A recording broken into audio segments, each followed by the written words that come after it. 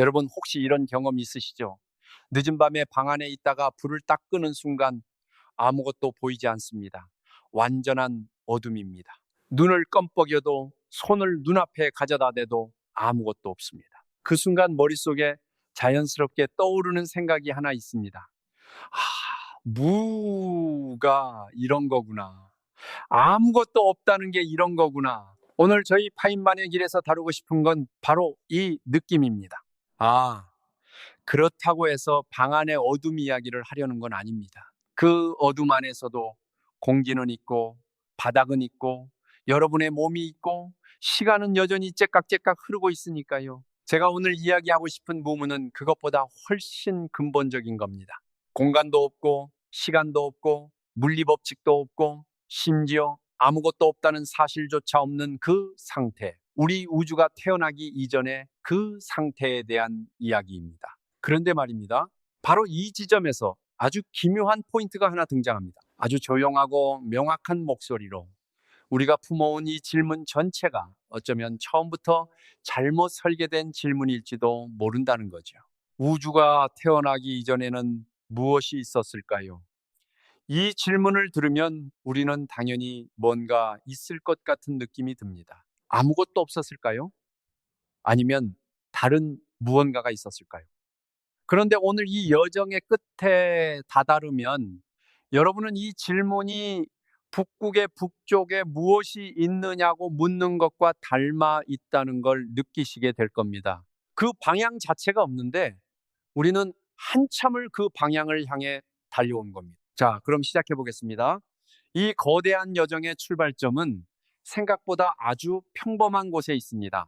여러분의 부엌 식탁 혹은 아침에 잠깐 들르는 편의점 카운터, 거기에 올려진 아주 평범한 촛불 하나에서 시작하겠습니다. 왜 촛불이냐고요? 그 이유는 이야기를 따라가다 보시면 자연스럽게 알게 되실 겁니다. 지금은 그냥 촛불 하나를 머릿속에 켜두세요. 조용히 타오르는 그 작고 흔들리는 불꽃 하나를, 자, 그 촛불을 보면서 한 가지 질문을 던져보겠습니다. 이 불꽃이 타오르기 직전, 불이 붙기 바로 그 순간 이전에는 무엇이 있었을까요? 어렵지 않으시죠? 심지에 배어있던 납초에 사악이 있었고, 주변 공기가 있었고, 라이터나 성냥에서 점화 에너지가 왔습니다. 아무것도 없었던 게 아닙니다. 불꽃이 없었을 뿐이지 불꽃을 가능하게 한 모든 조건들은 이미 거기 있었습니다. 아주 좋습니다. 이 생각을 마음속 깊은 곳에 잘 담아두세요. 나중에 다시 꺼냈을 겁니다. 이제 한 가지 사실에서 이야기를 풀어나가 보겠습니다.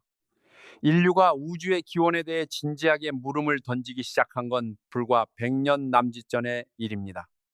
그 이전까지 사람들은 대부분 우주가 그냥 늘 거기 있었다고 생각했습니다. 항상 같은 자리에 영원히 변하지 않는 채로 별들은 늘 그곳에 있었고 앞으로도 영원히 그럴 것이라고요. 이 생각을 무너뜨린 건 한 남자가 망원경을 들고 캘리포니아의 밤하늘을 올려다본 순간이었습니다. 에드윈 허블이라는 이름을 가진 사람입니다. 허블은 밤하늘의 흐릿한 구름들, 성운이라고 불리던 그것들을 들여다보다가 아주 중요한 사실을 발견합니다. 그것들은 가스 덩어리가 아니었습니다. 우리 은하와 똑같은 또 다른 은하들이었습니다. 수천억 개의 별을 품은 거대한 섬 우주들이었던 거죠. 그런데 그게 끝이 아니었습니다. 더 충격적인 사실이 기다리고 있었습니다. 허블은 그 은하들이 우리로부터 멀어지고 있다는 것을, 그것도 사방으로 도망치듯 멀어지고 있다는 것을 알아차렸습니다. 우주가 팽창하고 있었던 겁니다. 자, 여기서 물리학자들이 하는 방식으로 딱 한번 생각을 뒤집어 볼까요? 우주가 지금 팽창하고 있다면 시간을 거꾸로 되감으면 어떻게 될까요? 팽창하는 풍선을 거꾸로 되감는 영상처럼 은하들이 서로 가까워지고 더 가까워지고 결국 하나의 점으로 모입니다.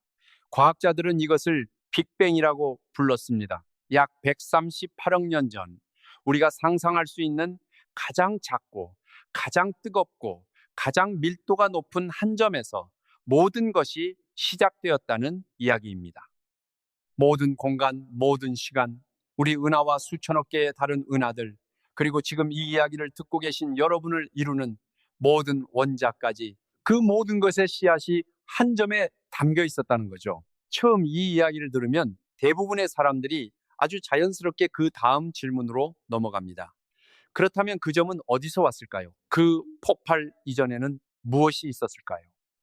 지극히 합리적인 질문입니다. 당연히 떠오르는 질문입니다. 그런데 바로 여기서 우리를 오랫동안 따라다니던 직관 하나가 처음으로 작은 균열을 보이기 시작합니다. 우주가 태어나기 이전을 이야기할 때 우리는 자동으로 어떤 그림을 머릿속에 그립니다. 텅 빈 공간, 아무것도 없는 어둠, 그 속에서 갑자기 폭발이 일어나는 장면. 마치 영화의 시작 장면처럼 새까만 화면에 갑자기 빛이 쏟아지는 것처럼. 그런데 이 그림에는 아주 치명적인 오류가 하나 숨어 있습니다. 그 텅 빈 공간, 그 어둠, 그 무언가가 폭발할 수 있는 무대 자체가 아직 없었다는 겁니다. 왜냐하면 공간 자체가 빅뱅과 함께 태어났기 때문입니다. 시간도 마찬가지입니다. 이전이라는 개념 자체가 빅뱅과 함께 시작되었습니다. 빅뱅 이전에는 이전이 없었습니다. 이게 무슨 말인지 조금 더 천천히 뜯어보겠습니다. 따라오고 계시죠?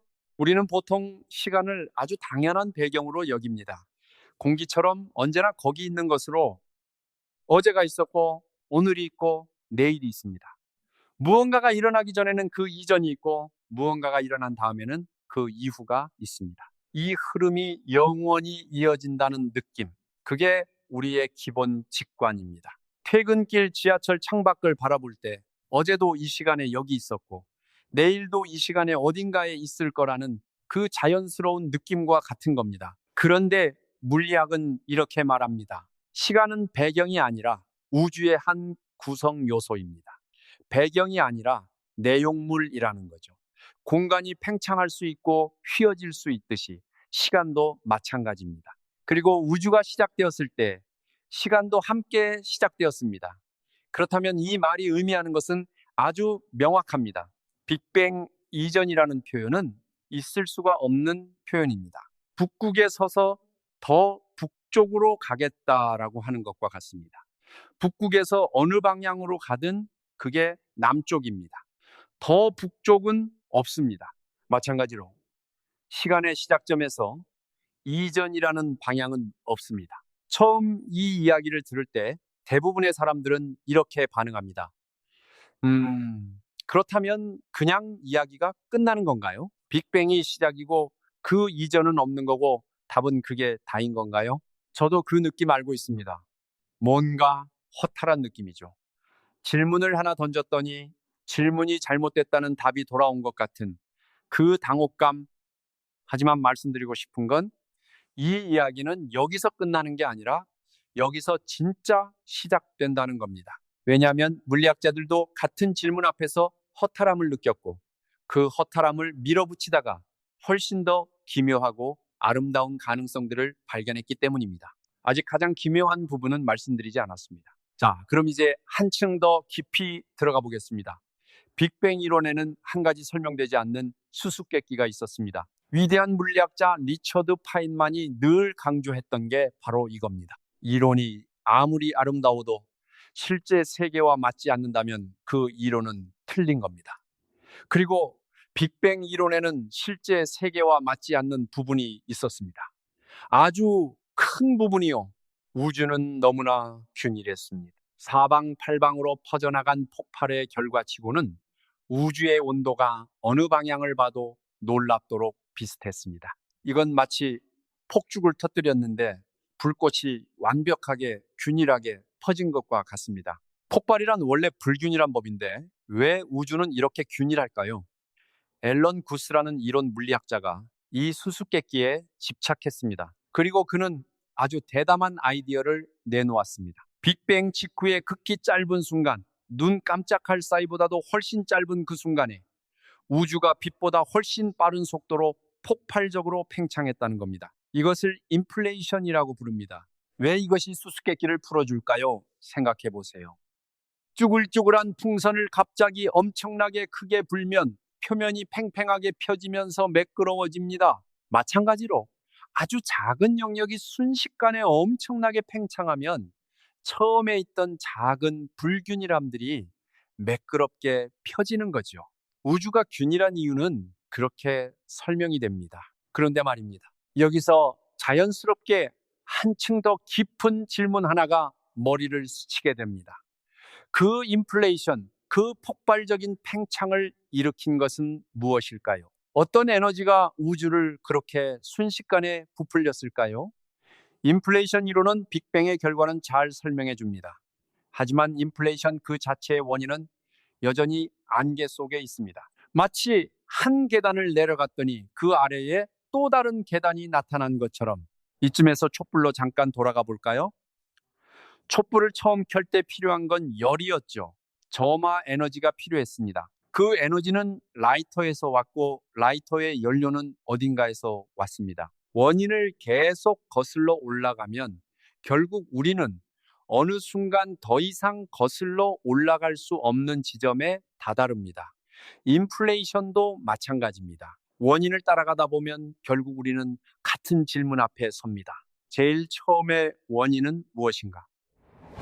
자, 이제 양자역학이 등장할 차례입니다. 왜냐하면 양자역학은 무에 대해서 우리의 상식과 전혀 다른 이야기를 하기 때문입니다. 여러분, 완전히 텅 빈 공간을 상상해 보세요. 아무것도 없는 공간, 원자도 없고 분자도 없고 심지어 빛도 없는 완벽하게 비어 있는 공간. 상식적으로 생각하면 그런 공간에서는 아무 일도 일어나지 않아야 합니다. 텅 비어 있으니까요. 조용하고 고요하고 아무것도 없어야 합니다. 그런데 양자역학은 이렇게 말합니다. 그런 공간은 존재하지 않는다고. 우리가 진공이라고 부르는 공간조차도 실제로는 끊임없이 부글부글 끓어오르고 있다고. 아주 짧은 순간 동안 입자와 반입자 쌍이 무물에서 툭 튀어나왔다가 눈 깜짝할 사이에 서로 만나 다시 사라집니다. 지금 이 순간에도 여러분 주변의 텅 빈 공간 어디서나 이 일이 쉬지 않고 벌어지고 있습니다. 이것을 양자요동이라고 부릅니다. 우리가 무라고 생각하는 것이 사실은 무언가가 태어날 수 있는 가능성으로 가득 찬 살아 숨쉬는 공간이었던 겁니다. 이걸 한번 가만히 음미해 보세요.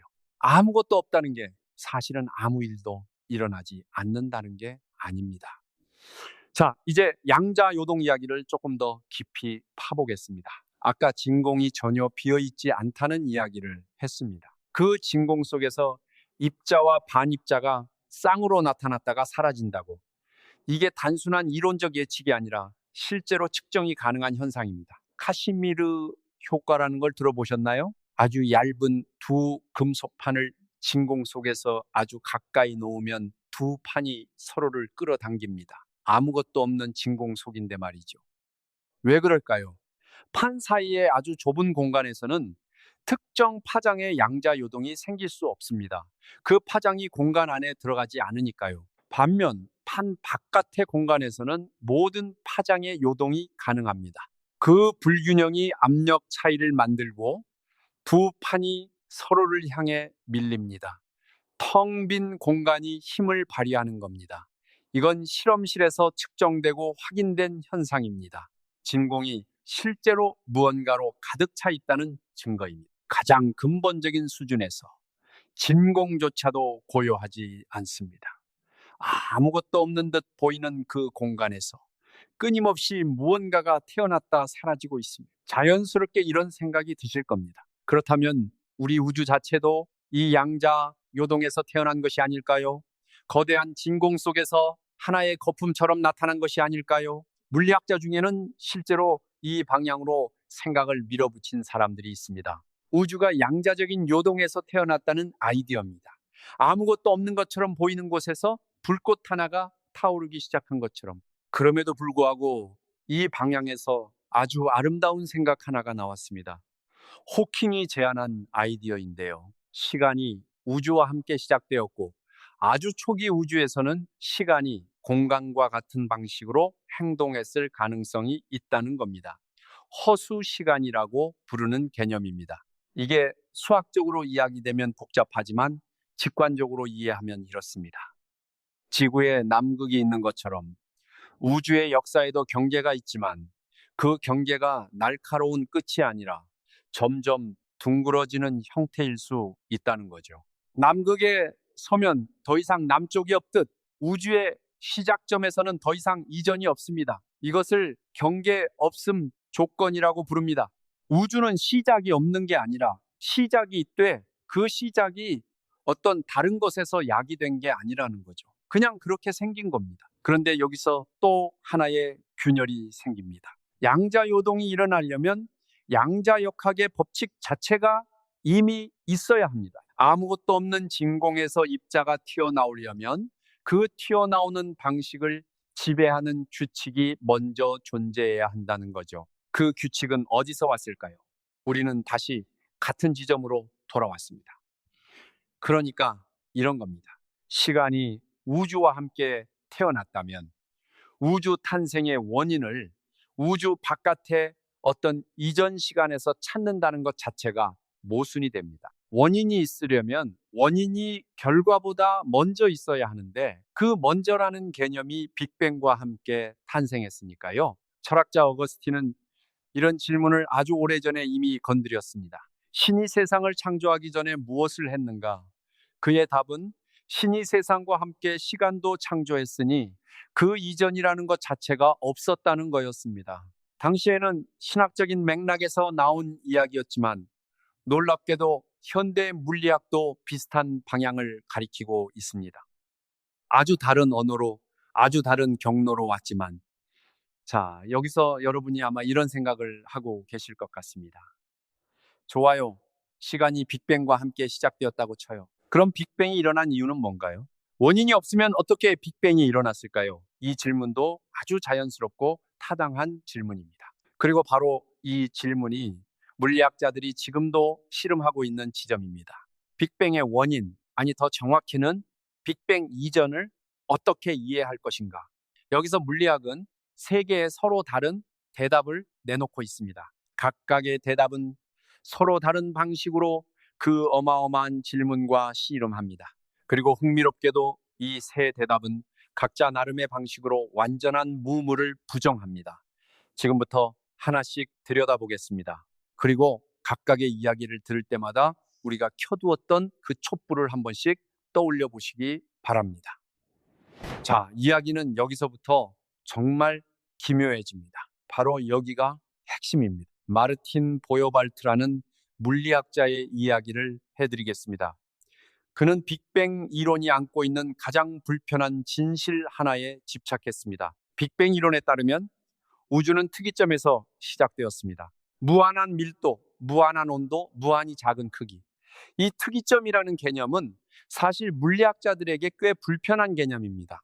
수학적으로 무한대가 등장한다는 건 보통 그 이론이 그 지점에서 더 이상 유효하지 않다는 신호이거든요.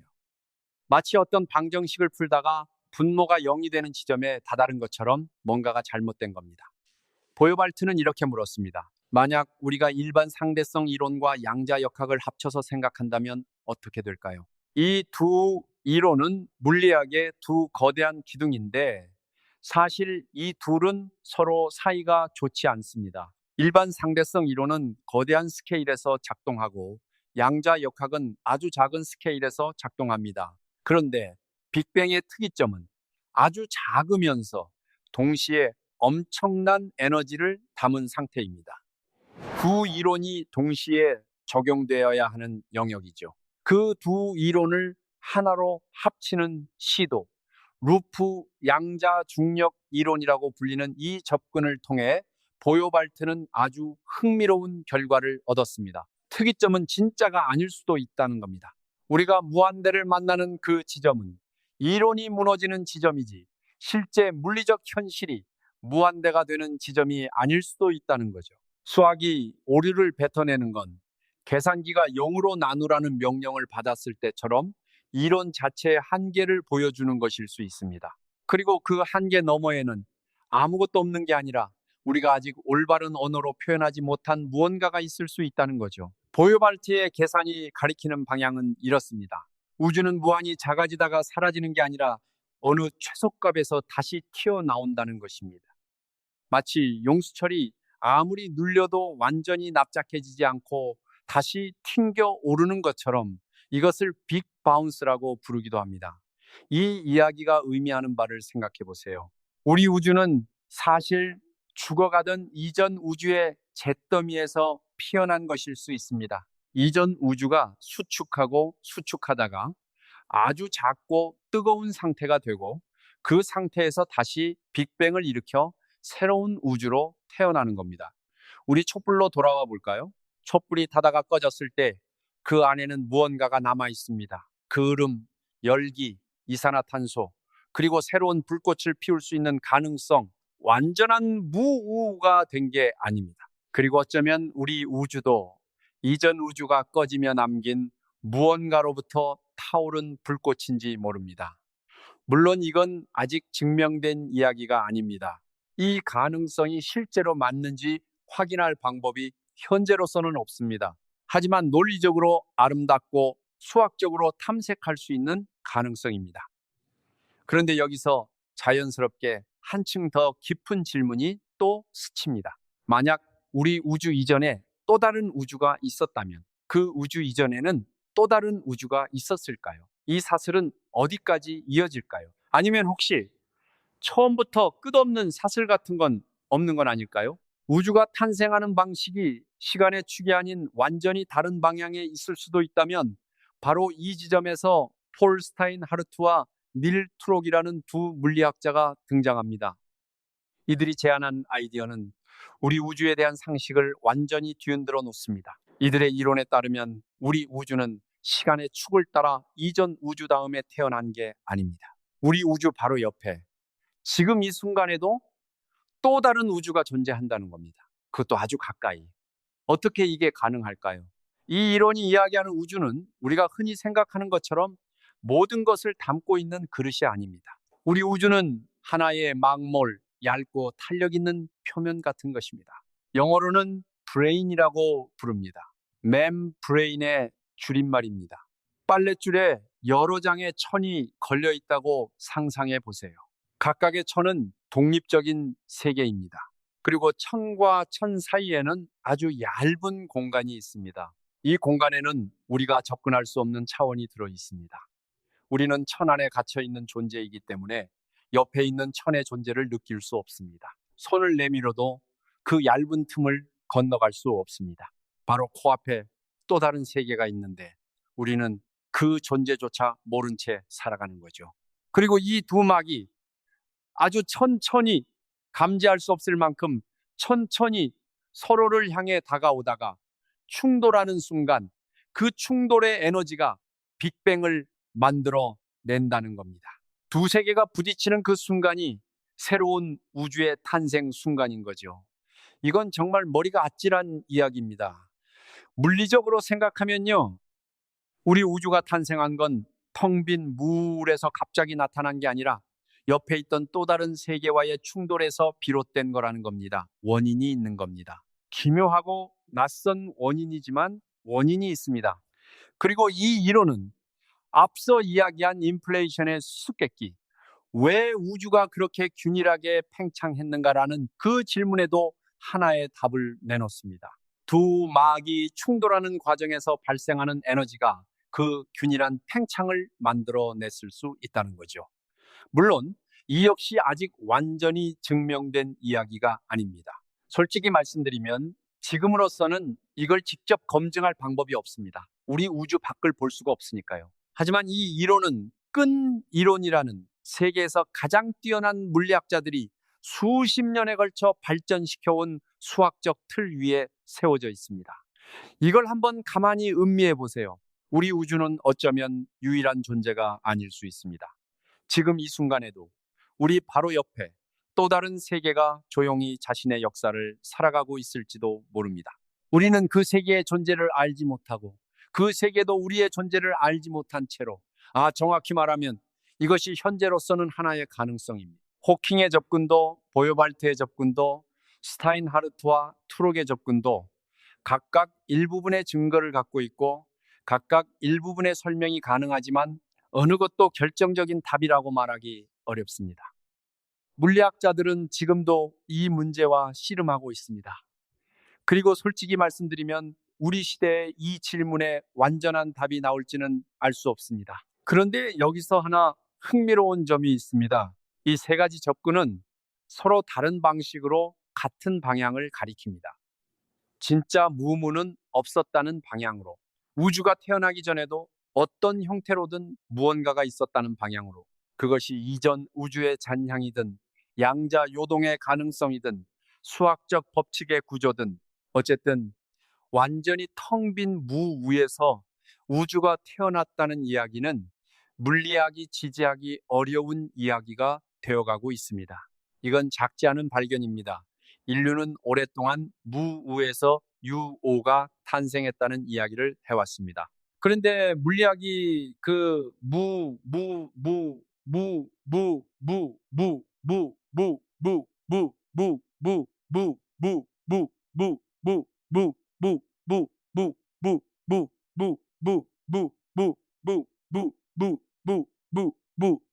그런데 그 풍성한 것이었다는 게 드러나고 있는 겁니다. 이걸 한번 음미해 보세요. 아무것도 없다는 게 가장 단순한 상태가 아닐 수 있습니다. 어쩌면 아무것도 없다는 것 자체가 어떤 의미에서는 가장 불안정하고 어려운 상태일 수 있습니다. 정말로 완벽하게 아무것도 없으려면 에너지도 없어야 하고 법칙도 없어야 하고 가능성도 없어야 하고 심지어 없음 자체도 없어야 합니다. 그 상태는 우리가 상상하는 것보다 훨씬 달성하기 어려운 상태입니다. 어쩌면 무언가가 있다는 게 없는 것보다 더 자연스러운 것일 수 있습니다. 이쯤에서 한 가지 솔직한 이야기를 드려야 할 것 같습니다. 이 이론들은 수학적으로 정교하게 발전되어 있습니다. 하지만 지금 현재로서는 어느 것도 실험적으로 완전히 검증된 이론이 아닙니다. 다른 우주와의 충돌이 있었다면 그 흔적이 우주 배경 복사에 남아있을 수 있다는 예측이 있습니다. 과학자들이 그 흔적을 찾고 있습니다. 하지만 아직 결정적인 증거를 찾지 못했습니다. 빅 바운스가 있었다면 그것의 흔적도 남아있을 수 있습니다. 이것도 탐색 중입니다. 과학은 지금 이 가능성들을 하나씩 검증하려고 노력하고 있습니다. 그리고 어느 날 결정적인 관측 결과가 나와서 하나의 이론을 강력하게 지지하거나 반박할 수도 있습니다. 파인만이 이런 이야기를 했습니다. 이론이 아무리 아름다워도 실험이 틀렸다고 하면 틀린 겁니다. 이건 겸손한 이야기입니다. 동시에 과학의 핵심 정신을 담은 이야기입니다. 우리가 가진 이론은 세계의 실제 모습이 아니라 우리의 최선의 추측입니다. 그리고 추측은 언제나 수정될 수 있습니다. 이것이 약함이 아니라 강함입니다. 틀렸을 때 기꺼이 수정한다는 것이 모든 이해 제기에도 절대 틀리지 않는다고 주장하는 것보다 훨씬 강합니다. 우주의 기원에 대해서 과학은 지금 이렇게 말하고 있습니다. 확실히 아는 건 여기까지다. 하지만 여기서부터 더 탐험할 수 있다. 그리고 언젠가는 더 명확한 그림을 갖게 될 것이다. 자, 이제 아주 날카로운 질문을 하나 던져보겠습니다. 우리가 지금까지 이야기한 모든 것들을 다 인정한다고 해도 여전히 해결되지 않는 문제가 하나 있습니다. 이전 우주가 있었고 그 이전에 또 이전 우주가 있었다고 해도 그 사슬을 무한히 거슬러 올라가면 어디에 닿을까요? 두막이 충돌했다고 해도 그 두막은 어디서 온 걸까요? 인플레이션의 바다가 있었다고 해도 그 바다는 어디서 왔을까요? 어떤 대답도 이 질문의 최종 버전 앞에서는 조금씩 흔들립니다. 왜냐하면 우리는 원인의 사슬 어딘가에 끝이 있어야 한다고 느끼기 때문입니다. 그 끝이 없으면 이상하고 그 끝이 있어도 이상합니다. 그 끝이 없다면 무한히 이어지는 원인의 사슬은 어딘가 석연치 않습니다. 그 끝이 있다면 그 끝 이전에는 무엇이 있었냐는 질문이 다시 생깁니다. 우리는 이 딜레마에서 벗어나기 어렵습니다. 그리고 그 이유는 어쩌면 우리가 원인과 결과라는 개념을 가지고 원인과 결과가 작동하지 않는 영역을 이해하려고 하기 때문일 수 있습니다. 비유를 하나 들어볼까요? 한강 산책로를 따라 걷다가 강물을 바라본다고 해봅시다. 물이 흘러갑니다. 저 물은 어디서 왔을까요? 상류에서 왔습니다. 상류는 어디서 왔을까요? 더 상류에서 왔습니다. 이렇게 계속 거슬러 올라가면 결국 이 강이 발원지, 강이 시작되는 곳에 다다릅니다. 산 위에 작은 샘, 빗물이 모이는 곳. 그런데 거기서 멈추지 않고 계속 거슬러 올라가면요. 그 빗물은 구름에서 왔고, 구름은 바다에서 증발한 물에서 왔고, 그 순환은 태양 에너지가 돌립니다. 원인의 사슬은 끊어지지 않습니다. 대신 순환이 됩니다. 끝이 없는 사슬이 아니라 닫힌 고리가 됩니다. 우주의 기원도 이것과 비슷한 구조를 가질 수 있을까요? 어쩌면 우주들이 서로를 낳고 그 과정이 닫힌 고리를 이루는 어떤 구조가 있는 건 아닐까요? 물론 이건 아직 추측의 영역입니다. 하지만 원인의 사슬이 반드시 선형이어야 한다는 우리의 직관이 실제 우주에서는 맞지 않을 수 있다는 생각은 물리학자들 사이에서도 탐색되고 있는 방향입니다. 그 중에서도 제가 특히 인상 깊은 것은 물리학이 무말에 대해 내놓은 답입니다. 진짜 무말은 존재하기 어렵다는 것. 아무것도 없으려면 에너지도 없어야 하고, 공간도 없어야 하고, 법칙도 없어야 하고, 가능성도 없어야 합니다. 그런데 양자역학이 보여주듯 가능성 자체를 제거하는 건 거의 불가능에 가깝습니다. 텅 빈 진공도 요동칩니다. 완전한 고요는 양자역학이 허용하지 않습니다. 하이젠베르크의 불확정성 원리가 그것을 막습니다. 에너지와 시간은 정확히 동시에 완전히 0이 될 수 없습니다. 어딘가에 항상 요동이 있습니다.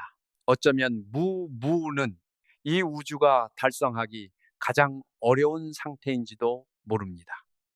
이 생각이 갑자기 아주 다른 방향으로 우리를 데려갑니다. 존재한다는 것이 아무것도 없는 것보다 더 자연스러운 것일 수 있습니다.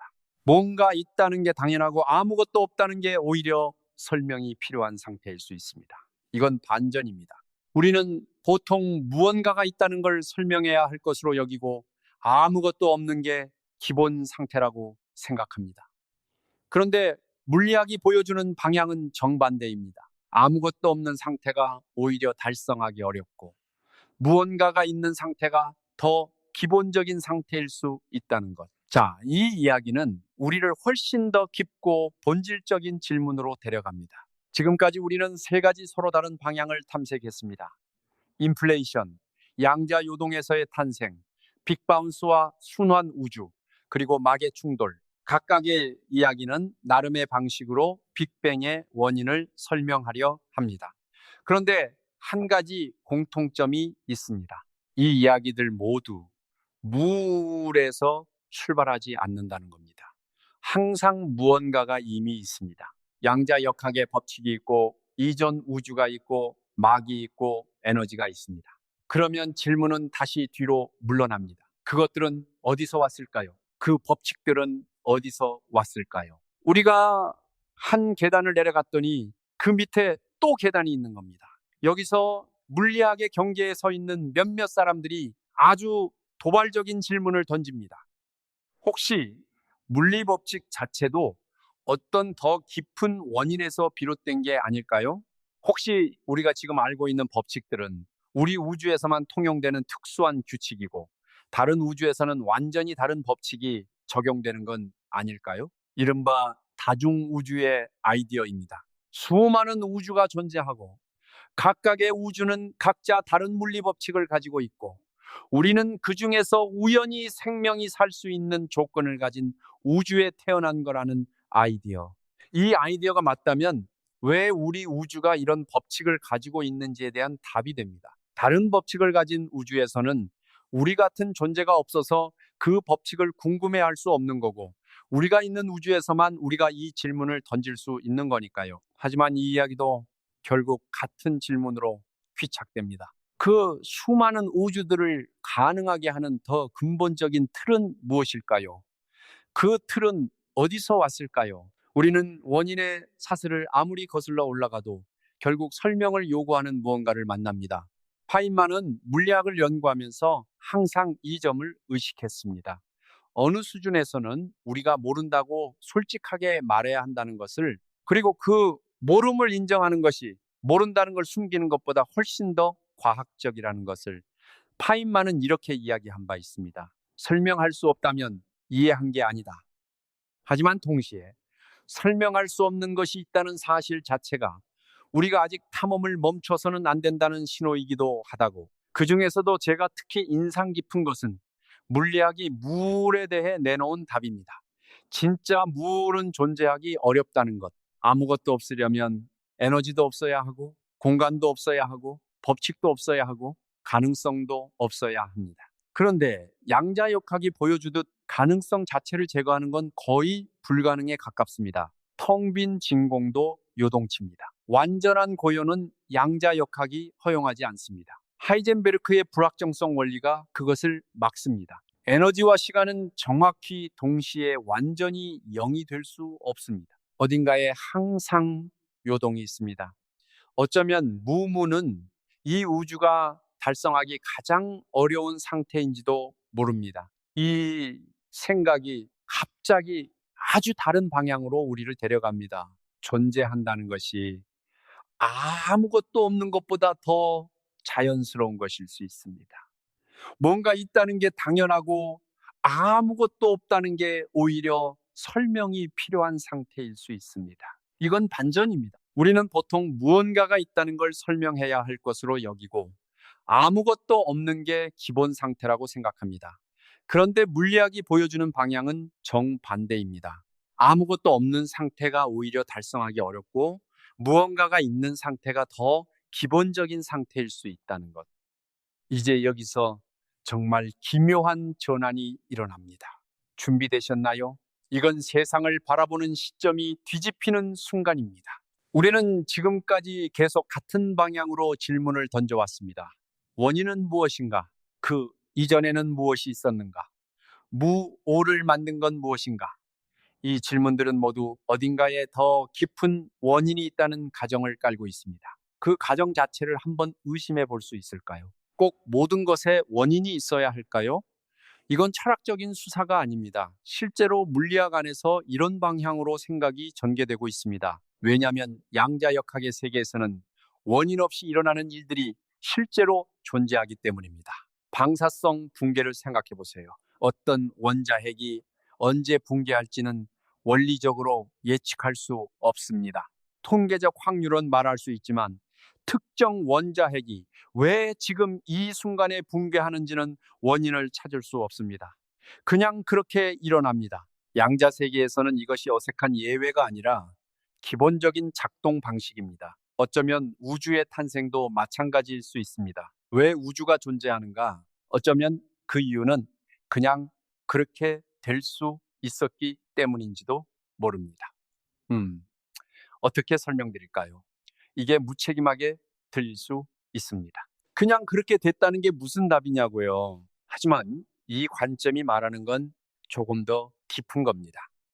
모든 것에 원인이 있다는 믿음, 원인 없이 일어나는 일은 없다는 믿음, 이것 자체가 우리가 일상 스케일에서 살면서 얻은 직관입니다. 퇴근길에 넘어지면 이유가 있습니다. 오늘 날씨가 흐린 이유가 있습니다. 우리는 원인 없는 결과를 경험한 적이 없기 때문에 원인 없는 무언가를 상상하기가 굉장히 어렵습니다. 그런데 우주의 가장 작은 스케일에서는 그 직관이 들어맞지 않습니다.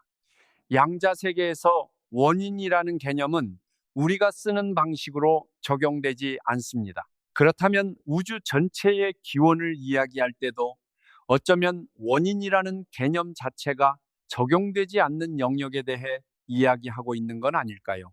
여기서 잠깐 촛불 이야기를 다시 꺼내 볼게요. 촛불이 타오르기 위해 필요한 건 세 가지입니다. 연료, 산소, 그리고 열. 이 세 가지가 갖춰지면 불은 탑니다. 그리고 불이 타오르고 있는 동안 우리는 그 불꽃을 이루는 물질이 뭔지, 어떤 화학 반응이 일어나는지 물어볼 수 있습니다. 하지만 왜 연소 법칙이 그렇게 작동하는지는 그 법칙 안에서 답하기 어렵습니다. 왜 탄소와 산소가 만나면 에너지를 내는지, 왜 물리법칙이 지금과 같은 형태인지는 그 법칙을 넘어서는 질문입니다. 우주도 마찬가지입니다. 우주 안에서 작동하는 법칙들로 우주 자체의 기원을 완전히 설명하는 건 어쩌면 원리적으로 불가능한 일일 수 있습니다. 우리는 어느 지점에서 이 이야기가 우리 언어의 경계에 다다른다는 걸 인정해야 합니다. 이게 무기력한 결론처럼 들리신다면 잠깐 다른 방향에서 생각해 보세요. 한강 산책을 하다가 저녁 하늘을 올려다볼 때를 상상해 보세요. 그 하늘에 보이는 별들은 우리에게서 수십, 수백, 수천 광년 떨어진 곳에 있습니다. 우리가 지금 보는 빛은 그 별을 수십 년 전, 수백 년 전, 심지어 수천 년 전에 떠난 빛입니다. 어떤 별빛은 그 별이 지금쯤 이미 죽었는데도 우리에게 도착하고 있습니다. 우리는 우주의 과거를 보고 있는 겁니다. 그리고 그 모든 별들을 이루는 원소들, 철, 탄소, 산소, 이것들은 과거의 별들이 수명을 다하면서 만들어내고 흩뿌린 것들입니다. 지금 여러분의 몸을 이루는 철분도 어딘가의 별 내부에서 핵융합으로 만들어져 초신성 폭발로 우주에 뿌려진 것입니다. 우리는 문자 그대로 별의 자네로 만들어진 존재입니다. 그리고 그 별들은 빅뱅에서 태어난 수소로부터 만들어졌습니다. 그리고 그 빅뱅이 어떻게 일어났는지, 그 이전에 무엇이 있었는지 우리는 오늘 함께 그 끝을 향해 걸어왔습니다. 이걸 한번 가만히 음미해 보세요. 우주의 역사가 138억 년입니다.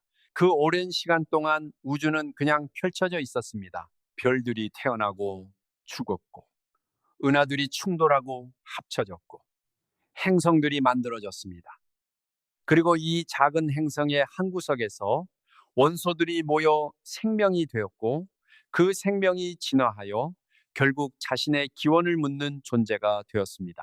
우주가 스스로를 들여다보기 시작한 겁니다. 우리를 통해서. 이것은 비유가 아닙니다. 우리는 정말로 우주의 일부입니다. 우주가 만들어낸 복잡한 구조의 일부입니다. 그리고 그 복잡한 구조가 이 질문을 던지고 있습니다. 나는 어디서 왔을까? 우주는 어떻게 시작되었을까?